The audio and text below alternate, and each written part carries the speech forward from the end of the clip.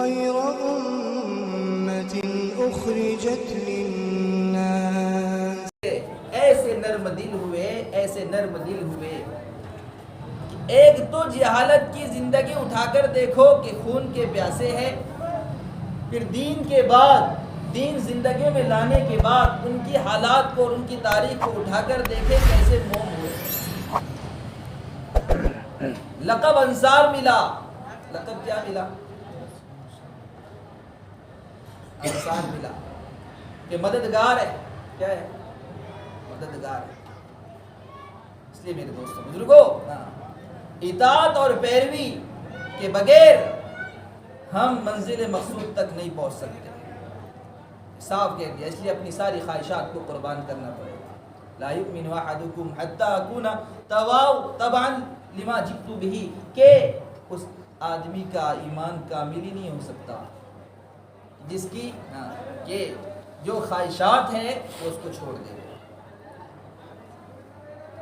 کس بنیاد پر؟ اس کے مقابلے میں اس دین کو لے لے جس کو میں لے کر آیا، جناب محمد رسول اللہ صلی اللہ علیہ وسلم.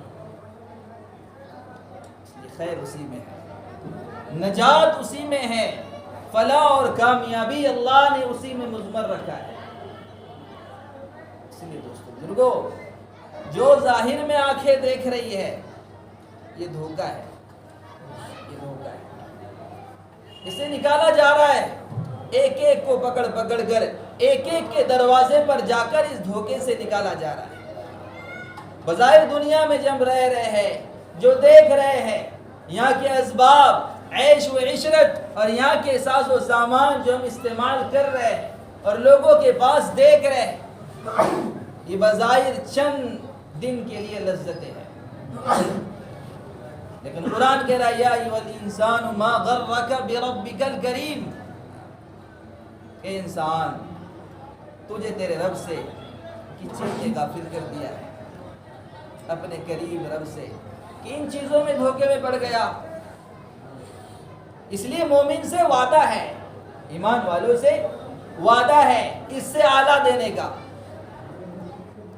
حدیث میں کہ ذرہ برابر ایمان بچا کر لے جانے پر ہم بولتے ہیں، بار بار مذاکرے میں بولتے ہیں حدیث میں کہ اللہ کیا دے گا؟ دنیا سے 10 گنا بڑی جنت دے گا.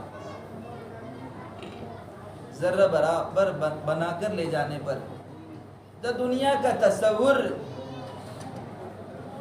دنیا کے اندر کیا کیا اور چیزیں جو ہم نے نہیں دیکھی ہے، ایسی ایسی نعمتیں دنیا کے اندر ہے جو ہم نے ابھی دیکھنے بھی نہیں ملی، ہمیں دیکھنے کو بھی نہیں ملی ہے. تو مقابل بتایا، ایمان والوں سے وعدہ کیا کہ اس سے 10 گنا بڑی دوں گا، اس سے 10 گنا بڑی دوں گا. وعدہ اللہ کا. تو بتاؤ یہاں پر دنیا میں رہ کر دنیا کی چیزوں کا ہم تصور نہیں کر پا رہے، تو بتاؤ دنیا میں رہ کر آخرت کا کیا تصور کر پائے گے؟ جنت کی نعمتوں کا کیا تصور کر پائے گے؟ حالانکہ یہاں کی کچھ چیزیں ہم استعمال کر لے وے، یہاں کی کچھ چیزیں استعمال کر لے وے تو ہمیں بظاہر ایسا لگتا ہے کہ واقعی اس جیسی چیز اور کہیں نہیں ہوگی،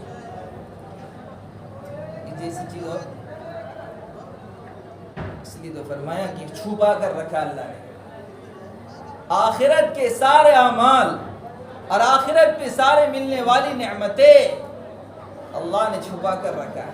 اسی پر تو ایمان والا ہے، اسی بنیاد پر مومن کو مومن کہا جاتا ہے کہ الذین یؤمنون بالغیب ویقیمون الصلاۃ. غیب پر ایمان ہے مومنین کا، ما بعد الموت جو زندگی ہے اس پر یقین ہے، اس پر یقین ہے کہ مرنے کی تکلیف، مرنے کے بعد ہونے والے احوال اور کیا کس کٹھن گھاٹی سے انسان کو گزرنا ہے، وہ سارے احوال پر ایمان والے کا یقین ہے. اگر اس میں ایک کے بعد مثلا قبر کے بارے میں مثلا شک کر لے وے یا موت کی سختی کے بارے میں خدا نخواستہ انسان شک کر لے ہوئے، ایمان والا ایمان سے نکل جاتا ہے. ایمان سے جناب محمد رسول اللہ صلی اللہ علیہ وسلم نے بیان کیا ہے، نص سے ثابت ہے، نص سے قطعی ہے.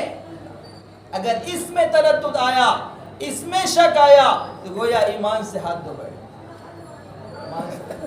اسی لیے دوستو بزرگو، جی رہا ہے مومن آج اس بنیاد پر دیکھا جائے گا جو ہوگا۔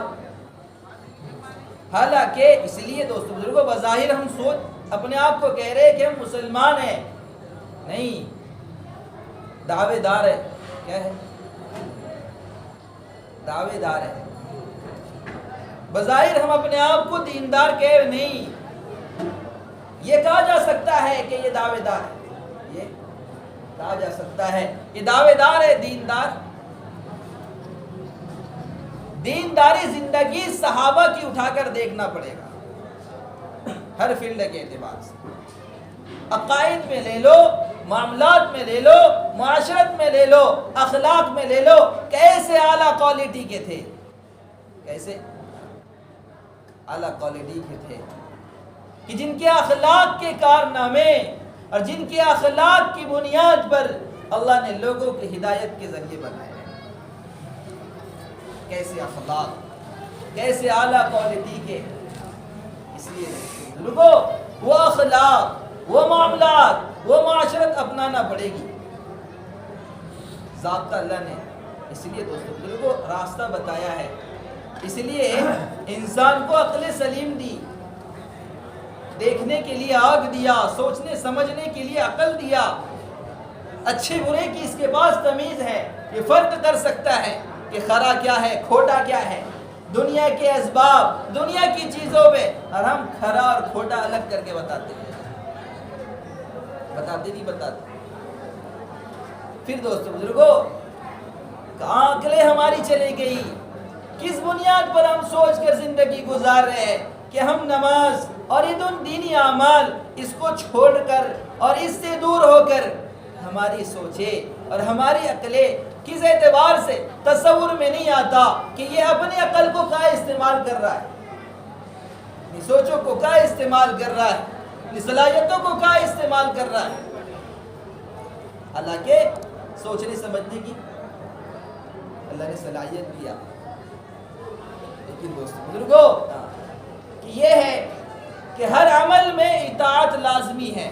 ہر عمل میں، کہنے کا مقصد یہ ہے کہ اگر ہم چاہتے ہیں کہ دنیا سکون اور عافیت کے ساتھ گزر بسر ہو اور آخرت میں چین سکون ہو، جناب محمد الرسول اللہ صلی اللہ علیہ وسلم نے جو وعدے کیے ہیں اعمالوں کی بنیاد پر، تو وہ ہم کو میسر ہو، اس بنیاد پر دوستو بزرگوں وہ اطاعت والا راستہ ہے، اور وہ اطاعت والا راستہ وہ ہے کہ جناب محمد رسول اللہ صلی اللہ علیہ وسلم کی لائی ہوئی شریعت پر عمل۔